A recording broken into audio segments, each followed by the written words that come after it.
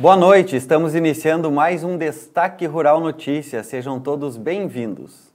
Destaque Rural Notícias. Patrocínio: Grupo Floss, Manejo e Fisiologia, caminhos para alta produtividade. E BASF, We Create Chemistry. E a semeadura do trigo atingiu nesta semana 88% da área cultivada no Rio Grande do Sul. O plantio do cereal avançou 15 pontos percentuais essa semana no estado, alcançando 88% da estimativa, que é de 739,4 mil hectares. Deste total, 97% estão em germinação e desenvolvimento vegetativo. A cultura está no final da implantação na Regional de Juí, que corresponde a 30% da área cultivada no estado. A Regional de Santa Rosa, que representa 27% da área de trigo no estado, o plantio está concluído. A chuva que ocorreu durante a semana contribuiu para melhorar a germinação e a emergência das áreas recém-semeadas. Com a previsão de um clima de sol e muito frio para esta semana, é provável que diminuam os focos de doenças e pragas iniciais da cultura. Instrução normativa deverá definir data de plantio e vazio sanitário da soja no Rio Grande do Sul. O Rio Grande do Sul terá uma instrução normativa definindo o calendário da semeadura e o vazio sanitário da soja.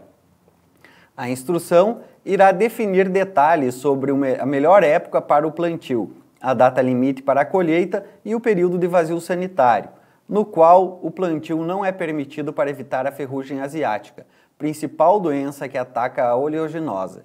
No Brasil, estima-se que os prejuízos com essa doença cheguem a 2,8 bilhões de dólares por safra. BASF, há 7 anos ao lado de campeões do Desafios de Produtividade do SESB. Bem, e para comentar conosco a respeito das movimentações do mercado de Chicago e também as previsões de geadas para a zona cafeeira do Paraná, eu convido então a nossa colega Fernanda Custódio. Boa noite, Fernanda. Boa noite, Léo. Boa noite para você e para todos que nos acompanham aqui pelo Destaque Rural Notícias. Então, Fernanda, após o feriado ontem lá nos Estados Unidos, como é que se movimentou o mercado em Chicago?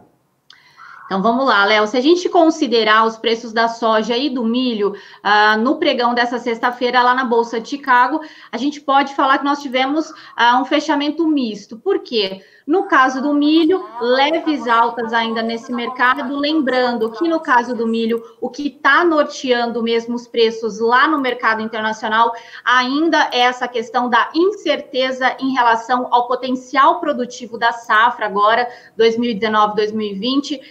É importante reforçar ainda que esta semana uma das informações mais importantes foi justamente essa manutenção do índice de lavouras em boas e excelentes condições lá nos Estados Unidos, em 56%, inclusive antes do feriado, na quarta-feira, os preços do milho subiram mais de 4% lá na Bolsa de Chicago, e no caso do cereal, isso continua direcionando os preços lá no mercado internacional, Léo, e a gente continua vendo esse movimento, inclusive nessa sexta-feira. É importante lembrar, Léo, que na próxima segunda-feira, o Departamento de Agricultura dos Estados Unidos reporta, então, esse relatório de acompanhamento de safras, que é um relatório semanal divulgado toda segunda-feira, e aí a gente vai ver realmente se o USDA vai trazer alguma melhora ou não para a condição dessa lavoura norte-americana. Já no caso da soja, Léo, nós tivemos uma queda hoje lá no mercado internacional. Isso porque, segundo os especialistas e também as agências internacionais, há uma perspectiva de melhora também no clima lá no meio oeste norte-americano, e a expectativa, então, é que esse clima ele contribua para o desenvolvimento das lavouras de soja. Além disso, no mercado da soja, o que está pesando ainda é essa questão da incerteza em relação à demanda pelo produto norte-americano.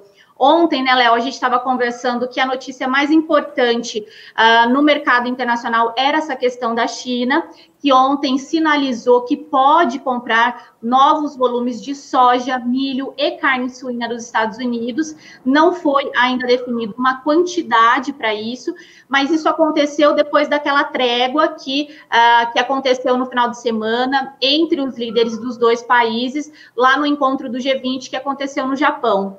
Mas como não há uma confirmação, nenhuma consolidação de acordo, ainda há muita incerteza em relação à demanda, e é importante reforçar que a China é o maior comprador de soja mundial, e tudo isso acaba ainda direcionando os preços lá na Bolsa de Chicago, viu, Léo?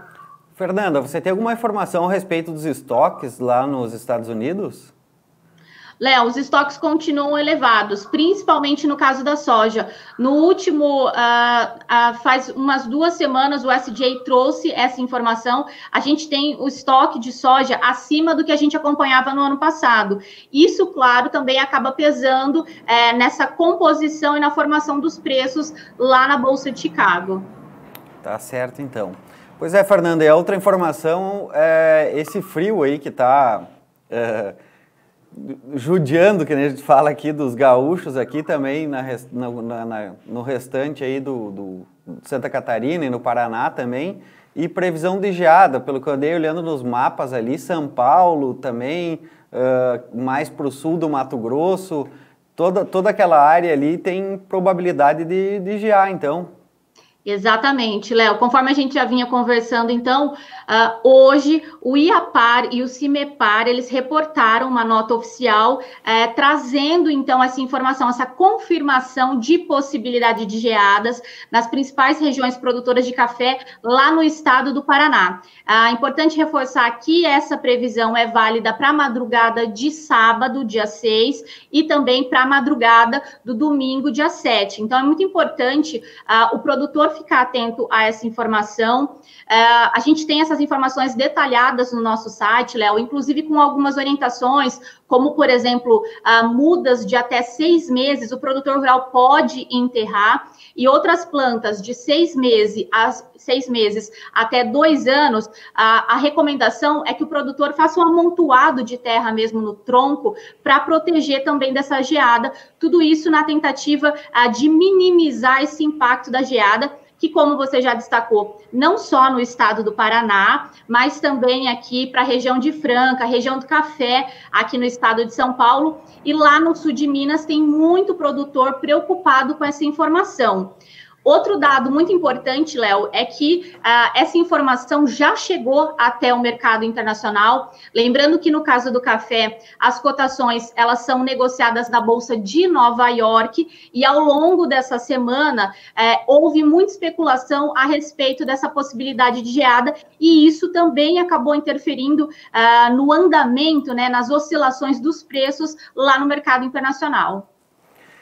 Tá certo, então, Fernanda. Muito obrigado pela tua participação. Um bom final de semana, então, e até segunda-feira.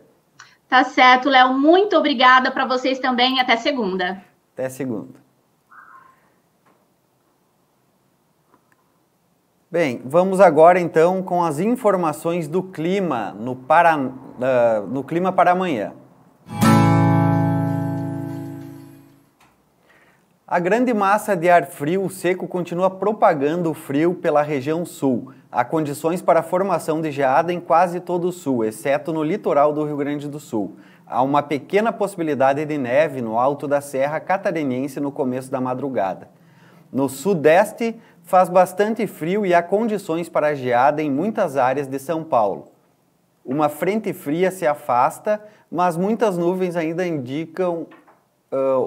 ficam sobre o Rio de Janeiro, Espírito Santo e leste de Minas Gerais. Tem chuva fraca entre Rio de Janeiro e litoral do Espírito Santo. Sol e tempo firme nas outras áreas da região.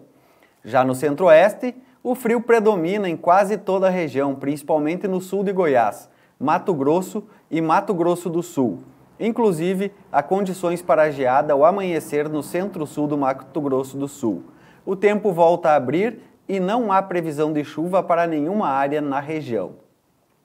No Nordeste, o sol brilha forte e faz calor. A previsão de pancadas isoladas de chuva apenas para o sul da Bahia. Nesta região, inclusive, há condições para rajadas fortes de vento por causa da aproximação de uma frente fria. E na região norte, ventos de sul de uma massa de ar frio favorecem a formação de muitas nuvens e a queda da temperatura em Roraima, Acre e Amazonas com chuva a qualquer hora. Nas outras áreas, o sol aparece forte, faz calor e não chove no Tocantins, no Amapá e no Nordeste do Pará. Lembrando que mais informações, então, a respeito do clima, você pode acessar o portal destaquerural.com.br e conferir lá a previsão para 15 dias na sua região, na sua cidade, enfim, você tem acesso a todas essas informações.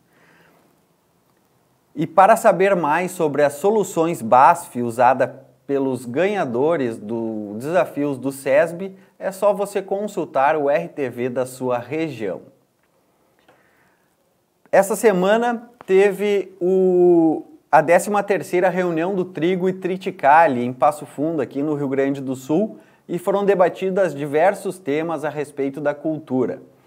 Nós estivemos presentes lá e produzimos um conteúdo para você acompanhar a partir de agora.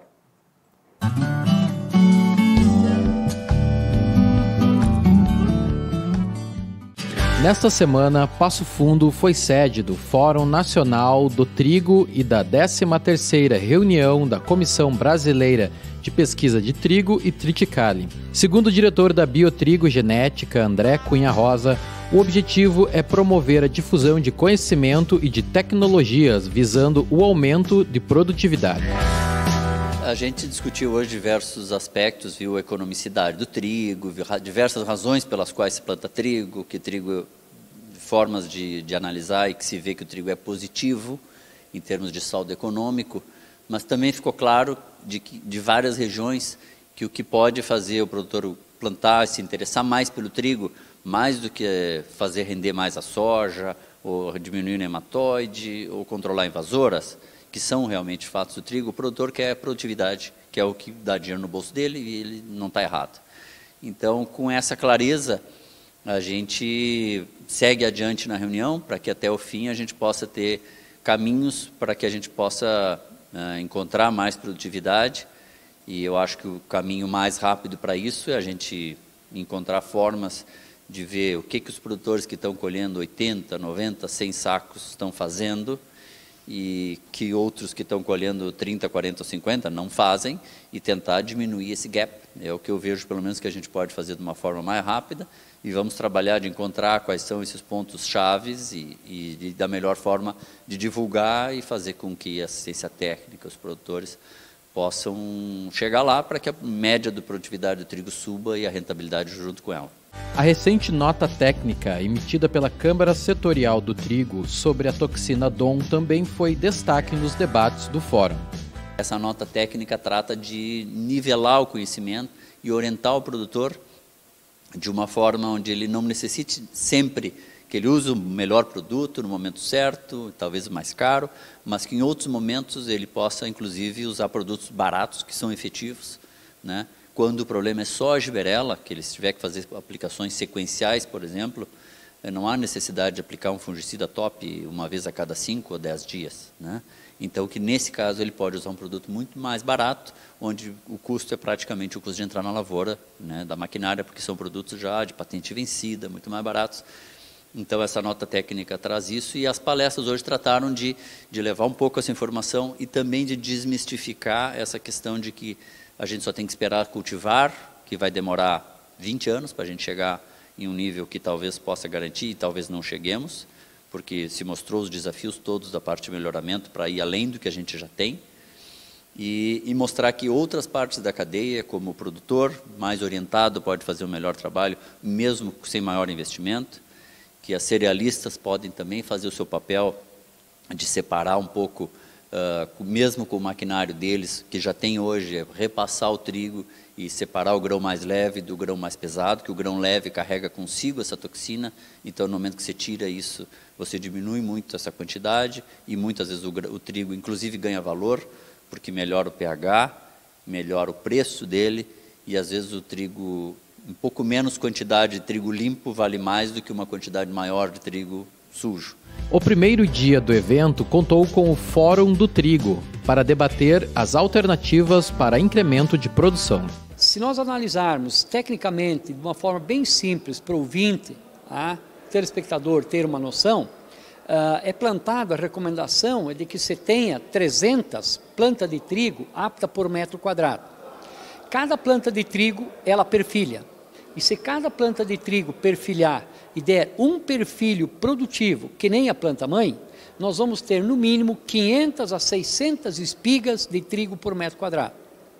Um segundo ponto e último, bem simples de entender, em função do número de grãos de trigo que tem numa espiga e do peso normal de grãos numa safra normal, você tem no mínimo 1 grama de grãos por espiga, podendo chegar a 1,5 grama sem muito esforço. Mas se nós só analisarmos esses dois aspectos, 500 espigas por metro quadrado, cada espiga produzindo 1 grama de grãos, nós temos 5 toneladas. 5 toneladas são mais de 80 sacos. 80 sacos são 4.800 toneladas. Então são mais de 80 sacos. E nós estamos com produtividade média de 50 a 55 sacos. Aonde está esse gargalo desses 30 sacos? Esse é o desafio que a pesquisa tem que nos mostrar, e aí nós vamos fazer uma campanha de difusão junto aos produtores e aos assistentes técnicos para que nós melhoramos a qualidade, o manejo da cultura, principalmente a plantabilidade, manejo de nitrogênio, população de planta, para que nós alcançamos e não perdemos mais esses 30 sacos que estamos perdendo. Outro destaque do fórum foi a discussão sobre o manejo do mosaico do trigo. A principal medida para se manejar o mosaico do trigo é por meio da escolha de cultivares que tenham um certo nível de resistência a esse vírus. Então esse é o primeiro ponto, a escolha de materiais que tenham um bom nível de ocorrência, se eu tenho problemas históricos com mosaico na minha área e se apresenta um ano com condições favoráveis para a ocorrência da doença. Anos em que eu tenha precipitações elevadas antes e depois da semeadura. Porque se eu tenho encharcamento do solo, eu tenho poros do solo preenchidos com água, eu permito que o vetor atinja as raízes da planta e transmita o vírus. O problema tem se tornado crescente em função, acredita-se, da questão da compactação do solo. Então, na medida em que eu tenho solos mais compactados, eu tenho maior possibilidade de formar aquele filme de água que permite ocorrer a infecção. Nesse sentido, é que uma das coisas que nós preconizamos hoje é o uso de sistemas de rotação de culturas, principalmente com plantas com sistema radicular, que possam melhorar a condição do solo, favorecer uma melhor drenagem desse solo, de forma que eu não tenha essa água acumulada. Cultivares suscetíveis, na média de anos favoráveis, podem perder 50% do seu potencial produtivo.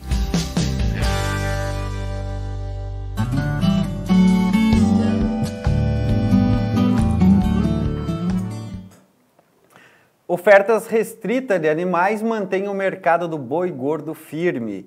Ontem, a cotação do boi gordo subiu em 3 praças, caiu em 2 e ficou estável nas demais praças analisadas pela Scott Consultoria. Em São Paulo, a programação de abate atende em média 7 dias. As indústrias que estão com as programações longas estão ofertando os preços menores pela arroba do boi gordo. A cotação na Praça Paulista caiu 50 centavos a arroba na comparação feita dia a dia. Porém, há ofertas de compra acima da referência para lotes maiores e animais jovens. Na região de Marabá, no Pará, a dificuldade de compor as escalas de abate valorizou em 0,4% a arroba do boi gordo na comparação diária. No oeste da Bahia, as escalas de abate enxutas fizeram com que os frigoríficos ofertassem preços melhores.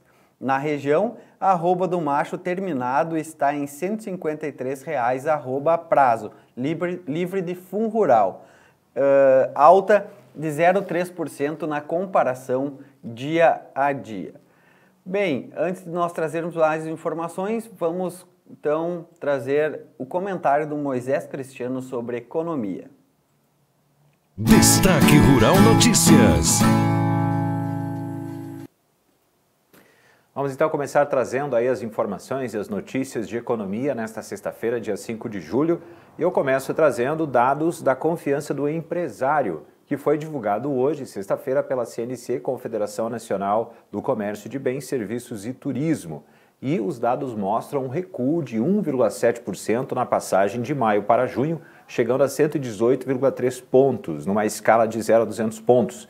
Na comparação com junho do ano passado, o indicador avançou 8,5%. Na passagem de maio para junho, a queda foi puxada principalmente pela piora das avaliações sobre as condições atuais. Recuaram, neste caso, 5,1%. E a avaliação sobre o momento atual da economia caiu 8,5%. Tanto expectativas do empresário em relação ao futuro quanto intenções de investimento recuaram de forma mais moderada, 0,5%. Mas o que a gente percebe nessa escala, de 0 a 200, está acima de 100 pontos, então ainda é otimista em relação à confiança do empresário. Foi divulgado os dados aí pela CNC. Outro índice que também quero trazer, o índice de preços ao consumidor classe 1, IPCC-1. Esse índice calcula a variação de preços da cesta de compras de famílias com renda até 2 salários mínimos e meio e registrou inflação de 0,07% em junho deste ano. E a taxa, neste caso, ficou abaixo do que aconteceu no mês de maio, que ficou em 0,26%. Os dados foram divulgados pela Fundação Getúlio Vargas. E o indicador também tem um acúmulo de taxa no ano de 2,72% e nos 12 meses 3,85%. O fato é que o índice de preço ao consumidor classe 1, IPCC-1, que mede para as famílias de renda mais baixa, aquele que mede para todas as faixas de renda, que é o índice de preço ao consumidor Brasil, teve inflação nos últimos 12 meses de 3,73%, portanto, menor aí do que as rendas mais baixas. Vamos falar agora sobre cooperativas, isso porque amanhã, dia 6, vai ter a celebração do Dia C, a Organização das Cooperativas do Brasil, a OCB, está promovendo também essa ideia. Mais de 10 milhões de atendimentos são realizados em 1/5 dos municípios brasileiros, dados que traduzem aí, segundo a OCB, a força das cooperativas. Ao realizarem ao longo de 10 anos o Dia C, que é o chamado Dia de Cooperar, que, segundo a OCB também, é um movimento nacional para estimular iniciativas voluntárias diferenciadas, contínuas e transformadoras. Então, amanhã, sábado, dia 6, é o Dia C, segundo esse dia aí para comemorar o cooperativismo. E um dado interessante aqui, uma ação interessante do Ministério da Agricultura, Pecuária e Abastecimento, a ministra Tereza Cristina, anunciou ontem na sua conta no Twitter medidas voltadas justamente às cooperativas. Entre elas, flexibilização de regras, criação de um programa específico, com iniciativas visando aí fomentar o acesso a programas e estimular a venda da produção de associados a cooperativas. Entre eles, Tereza Cristina anunciou que vai enviar à Casa Civil da Presidência da República uma proposta para que cooperativas obtenham o selo Biocombustível Social. Esses produtores, então, vão poder vender matéria-prima para empresas com atuação na produção do biodiesel. Além disso, também o Ministério da Agricultura lançou um programa chamado Brasil Mais Cooperativo para garantir assistência especializada, então, a estes produtores. Vamos falar agora de reforma da Previdência, porque foi o assunto da semana, inclusive, que teve impacto positivo na Bolsa de Valores. Ontem, a Comissão Especial da Reforma da Previdência aprovou o relatório do deputado Samuel Moreira. Foram 36 votos favoráveis e 13 contrários. E aí a gente se concentra agora em quais serão os próximos passos, E também a gente traz aqui no Destaque Rural Notícias, o otimismo em relação à presidência da Câmara dos Deputados, o Rodrigo Maia, o presidente da Câmara, e também por parte do governo. O ministro Paulo Guedes falou sobre esse assunto.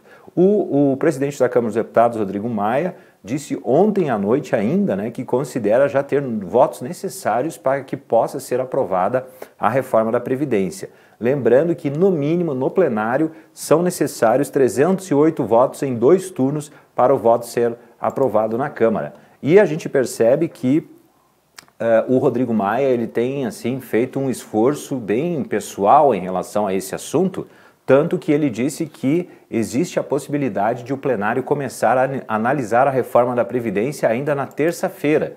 E o presidente da Câmara dos Deputados, Rodrigo Maia, afirmou hoje que já vai começar amanhã, sábado, as movimentações para garantir a aprovação da reforma da Previdência a partir da próxima semana. Ele disse que a ideia é organizar e contar votos a partir do sábado, quando já deve receber a visita de alguns líderes. Bom, sobre esse assunto então, o ministro da Economia Paulo Guedes disse ontem ainda, num evento em que ele participou, que acredita que o texto da reforma vai ser aprovado ainda antes do recesso parlamentar na Câmara dos Deputados. Então, como a gente vê, né, tem um certo otimismo aí em relação à votação da reforma da Previdência, né, começa na semana que vem e ainda antes, né, do recesso parlamentar, que começa no dia 18 de julho, a reforma já ter passado na Câmara dos Deputados. Bom, como eu disse antes, né, esse assunto foi o que impactou a Bolsa aí na semana. Hoje, o Ibovespa ele fechou em alta, mas na semana, só para a gente ter uma ideia, né, ele fechou com alta de 3,09%. O principal índice da B3 fechou hoje com alta de 0,44% aos 104.089 pontos. O volume financeiro da sessão de hoje foi de 14,982 bilhões de reais. O dólar comercial hoje subiu 0,55%, fechou cotado a R$ 3,8180 na compra e R$ 3,82 na venda. Essas as informações então de hoje do Destaque Rural Notícias em termos de economia. Eu volto na segunda-feira. Até lá. Destaque Rural Notícias. E os preços médios do frango em junho registram baixa frente ao mês anterior. Apesar do bom desempenho das exportações no último mês, a menor procura interna pela proteína pressionou as cotações no mercado doméstico. Segundo a Csex, em junho, as exportações brasileiras de carne de frango in natura somaram 357,7 mil toneladas, quantidade 2% maior que a de maio. Em termos de receita, no entanto, houve recuo de 2%, equivalente a 581 milhões de dólares. Na região da Grande São Paulo, enquanto em maio a média era R$ 13,55 o quilo, em junho passou para R$ 13,46, queda de 2,5% no período. Em Pará, de Minas, na mesma comparação, o animal passou de R$ 13,45 o quilo para R$ 3,42, desvalorização de 0,9%. E vamos conferir então a agenda de eventos para a próxima semana. O Grupo Rara e a Aegro lançam um curso de Planejamento e Gestão Financeira Agrícola. O curso acontece no próximo sábado, dia 13 de julho, no Centro Executivo Presidente Vargas, em Passo Fundo. Todos então estão convidados aí a participar do curso promovido pelo Grupo Rara e pela Aegro. Você pode entrar lá no site da Aegro, que você vai encontrar o link para fazer as inscrições no nosso portal também, assim como na página no Facebook tem o curso lá para você acessar e fazer as inscrições. Boa tarde a todos, então. O Destaque Rural Notícias fica por aqui. Um bom final de semana a todos e até segunda-feira. Destaque Rural Notícias. Patrocínio: Grupo Floss, Manejo e Fisiologia, caminhos para alta produtividade. E BASF, We Create Chemistry.